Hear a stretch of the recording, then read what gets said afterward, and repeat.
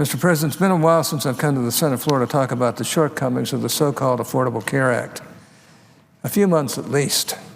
The last time I spoke about Obamacare here on the floor, I spoke at some length about the ever-increasing insurance premiums that had resulted from the law's draconian mandates and regulations. Sadly, as I rise today to revisit this subject, things haven't gotten better for Obamacare. In fact, if the Obama administration's own estimates are to be believed, things are actually getting much worse.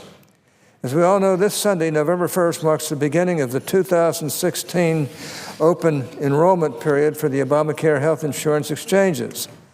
This is an important milestone for the health law, in large part because President Obama and his supporters have, since the day the law was passed, repeatedly promised that as Americans become more familiar with how the law works, the more they will grow to love it.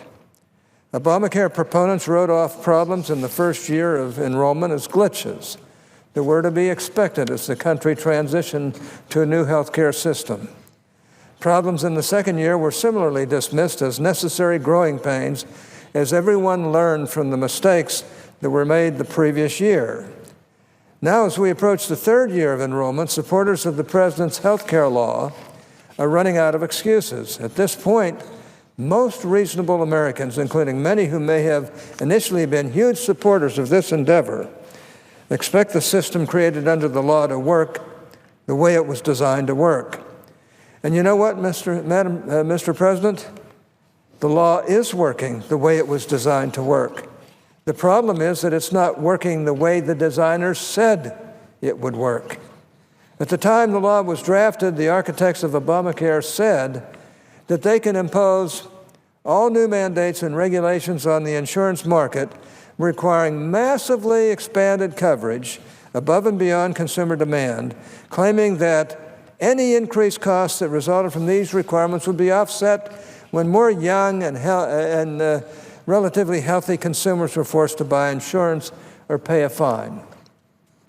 Of course, they only called it a fine when they were drafting the law and initially selling it to the American people. Now, a few years and a Supreme Court decision later, we're all supposed to call that, quote, fine, unquote, a, quote, tax, unquote. But I digress. My point, Mr. President, is that those who drafted the president's health law and then subsequently forced it through Congress on a strictly partisan basis said that their new system would expand health coverage for everyone without increasing costs. In fact, they went further. They claimed that it would actually bring costs down. However, due to the way the law was actually designed, it was never going to work that way. No matter how many ad campaigns the government claimed or charged to the taxpayers, and no matter how many chalk shows the president went on to encourage hip young audiences to enroll in the exchanges, the numbers were never going to add up. This is true for one simple reason. For all the attention the drafters of Obamacare paid to expanding coverage and remaking the health insurance industry, they did not do anything to reduce the actual cost of health care in America. The problems with Obamacare are not due to bad marketing. They are the result of fundamental design flaws. Healthcare costs are the biggest barrier keeping participants out of the insurance market. Healthcare costs are among the main factors contributing to wage stagnation for American workers. And healthcare costs continue to be the single largest problem plaguing our nation's healthcare system. Yet despite these obvious problems, healthcare costs are all but ignored when the so-called Affordable Care Act was being drafted. And the few provisions in the law that were aimed at bringing down costs were either poorly conceived, terribly implemented, or both. For example, we had the Consumer-Operated and Oriented Plans, or co-op program, which was created to encourage the development of a nonprofit health insurance sector. Specifically under the co-op program, HHS dealt out $2.4 billion in loans to 23 nonprofit startup plans, many of which were headed not by insurance or healthcare experts, but by political activists with no actual business experience. Almost immediately, we began to hear reports of mismanagement in the program and poor decision-making at the co-ops themselves. Earlier this year, the HHS Office of Inspector General reported that 21 of the 23 co-ops that received loans under the program, loans that were supposed to last for 15 years, by the way, had suffered staggering losses. This, of course, was not surprising, given the inexperience of many of the founders of the co-ops and the lack of oversight and accountability at HHS with regard to the program. And while a nonprofit insurer may not be focused on avoiding losses, one would assume that, at the very least, staying in business would be a priority. Yet over the last several months, 10 of the 23 co-ops have had to close their doors, with more failures expected in the near future. The latest co-op failure was announced just yesterday and took place in my own home state of Utah, hitting pretty close to home for a number of people in my state who are just trying to find affordable health care or affordable health insurance. Every time one of these co-ops fails, they leave patients and customers in the lurch. A failed co-op in New York, which was called, quote, Health Republic, unquote, and was considered by many to be a flagship for the loan program, will leave more than 150,000 customers looking for new insurance when its doors close at the end of the year. And of course, $2.4 billion is hardly chump change, Mr. President. Yet, that's how much the American taxpayers have shelled out to these co-ops. And as of right now, it is unlikely that any of that money is ever coming back. And despite these obvious problems with Obamacare, we hear a constant drumbeat from my friends on the other side of the aisle that the law is a smashing success. My friends and colleagues have gotten very, very good at cherry-picking favorable data points to make these type of claims.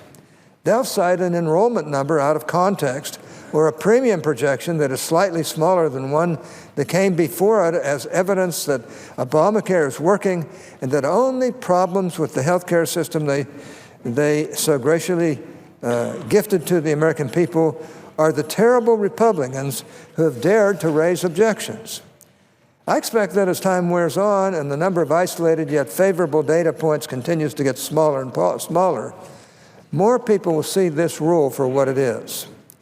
Case in point, earlier this month, the Department of Health and Human Services released its latest projections for enrollment in the Obamacare exchanges.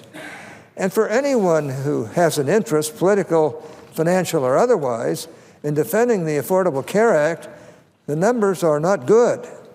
And I'm being kind when I say that. The Obama administration projects that in 2016, roughly 1.3 million people will newly enroll in the exchanges. Now, 1.3 million may sound like a big number. However, as always, context is important here.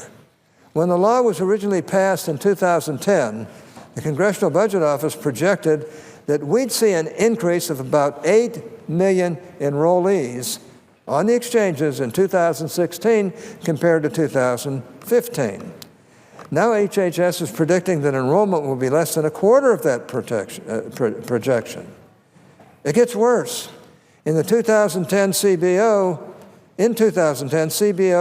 also projected that by the end of 2016, roughly 21 million patients would be enrolled in plans purchased on the exchanges.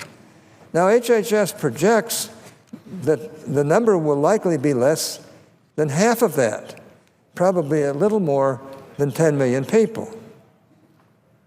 In other words, all the rosy claims and predictions we heard at the time the law was passed about the impact these new exchanges would have on the insurance market and premiums were based in large part on the assumption that twice as many people would enroll. Now, by its own terms, Obamacare is becoming a bigger failure by the day. And unfortunately, I'm not done, Mr. President. HHS also estimates that there are 19 million Americans who earn too much income to qualify for Medicaid, but still qualify for Obamacare exchange subsidies that still have not enrolled. According to their numbers, a little less than half of these people buy insurance off the exchange without getting subsidies, leaving more than 10 million people eligible for subsidies on the exchanges, but still uninsured. The administration also says about half of that eligible but uninsured population are between the ages of 18 and 34, and that nearly two-thirds of them are in excellent or very good health. In other words, Mr. President, a huge portion of those refusing to purchase health insurance on the exchanges, even though they are eligible for Obamacare subsidies, are those same young and healthy consumers that the Obamacare Act was designed to coerce into the health insurance market in order to subsidize all the new mandates and regulations imposed under this law. The exchanges are failing to attract the very customers they need in order to stay afloat. If they cannot attract more of this prized demographic base, the Obamacare exchanges, and with them the entire Obamacare system itself, will collapse under their own weight. The question now becomes, what is keeping these young and healthy consumers from enrolling on the exchanges? Why are millions of people opting to pay a fine and forego coverage rather than purchasing health insurance with the aid of a government subsidy? The answer for anyone who wasn't listening earlier is costs. According to a recent survey by the nonpartisan Robert Wood Johnson Foundation, the vast majority, nearly 80% of uninsured Americans that have looked for insurance said that after weighing everything, they could not afford the purchase. Sadly, the cost problem is only getting worse. As we learned earlier this year, insurance plans in markets across the country have been requesting dramatic increases in their premiums, and those increases have been confirmed as the enrollment date has drawn closer.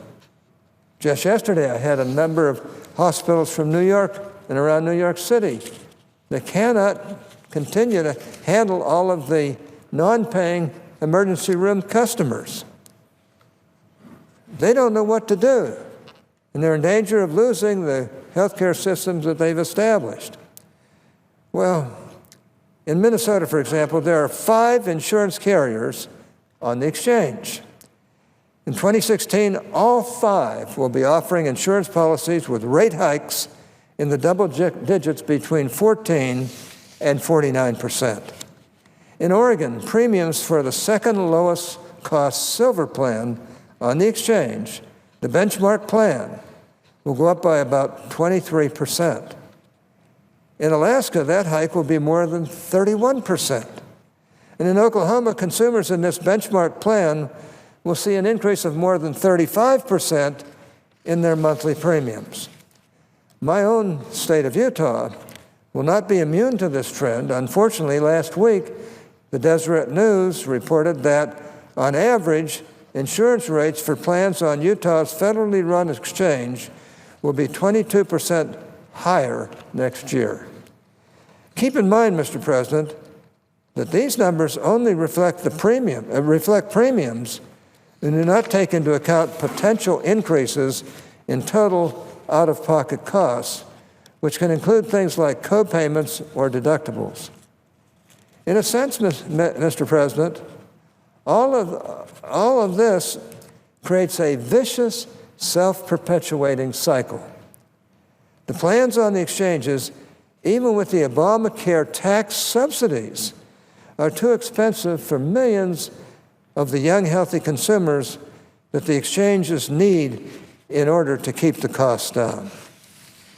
As a result, not enough of members of this valuable demographic segment purchase insurance, causing plans to become more expensive and leading more insurers to drop out of the marketplace. Now, none of this should be surprising, Mr. President. From the outset, opponents of Obamacare, including myself and many of my Republican colleagues, predicted this exact outcome. The cycle moves in only one direction: higher costs, fewer choices, and a healthcare system that offers poorer and poorer care to the American people. Absent some sort of an independent and intervening action to bring costs down, there is no scenario in which this gets better. It will only get worse. I know that some of my colleagues have some specific intervening actions in mind. For example, they'd like to see the federal government not only regulate the products offered on the insurance market, but the prices as well. And when the inevitable happens, when no private insurance provider can remain profitable in an environment where both product and price are set by the government, these same colleagues will, of course, want the government to step in and provide a plan of its own. In fact, that was what was in their minds, many of them, at the outset, at the beginning: socialized medicine. They figured this would push us towards it, and it certainly is if we don't change course. And soon enough, because only the government will be able to provide health insurance without that pesky need to turn a profit, the government's health insurance will be the only available option. Now, I don't want to imply base or bad motives on the part of those who supported Obamacare. By the way, it was a totally partisan vote. But let's be honest about what's going to happen here. And a vast group of people on the left are really hoping that government can do it all. And the government will pay for everything. And somebody has to feed the government, too. Well, in the eyes of many, including, I believe, a number of my colleagues here in Congress, the only way to end the downward spiral we're currently facing under Obamacare is, as I've said, to create a single-payer health care system. In other words, socialized medicine, where the government provides health care for everybody, and you can imagine how the costs are going to go up when that happens. I made this very claim back in 2010 when the Affordable Care Act was passed. And left-leaning politicians and pundits said it was a paranoid scare tactic. But now, as Obamacare's downward spiral is becoming more and more obvious, I suspect that my argument is seeming less far-fetched by the day. Fortunately, Mr. President, the march toward a single-payer system is not our only option. We can take action right now to right this ship. We can control costs. We can take government out of the equation and give patients and consumers more choices. There are a number of ideas out there that would accomplish these goals. One of them, of course, is the plan offered by Senator Burr and myself, along with Representative Fred Upton over in the House. Our plan is called the Patient Care Act, and I've spoken about it at length a number of times here on the floor and elsewhere.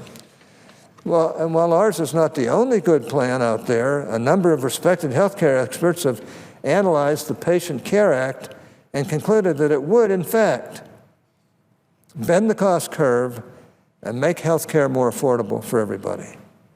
Once again, the failure to bring down costs is easily the biggest of Obamacare's many failures. Our plan would ensure that Congress does not repeat that failure again. Mr. President, I'm well aware that healthcare policy is a contentious topic around here. I know that there are a myriad of views and no shortage of fierce disagreements on virtually all aspects of our failing healthcare system. But right now, it should be clear to everyone that the so-called Affordable Care Act was grossly misnamed. The law has failed to make health care more affordable, and it has failed to correct far too many of the problems that have long plagued our nation's health care system. The sooner more of our colleagues, particularly those on the other side of the aisle, recognize and admit this failure, the sooner we can begin to work together on a plan that will deliver real results for the American people and not continue down this spiraling downward path of moving towards socialized medicine, where you have one-size-fits-all medicine for the people in this country, and frankly, government running it. That has never worked, and it's not going to work in this country. No, we need to revamp this program, and we've needed from the beginning to do so. And I hope people will listen. I hope our citizens out there will start to pour it on and let everybody know that this is a disaster and that there are ways we might be able to not only stop the disaster, but even increase health care, good health care, excellent health care for the benefit of our people. With that, Madam Chairman, I yield the floor, or Mr. President.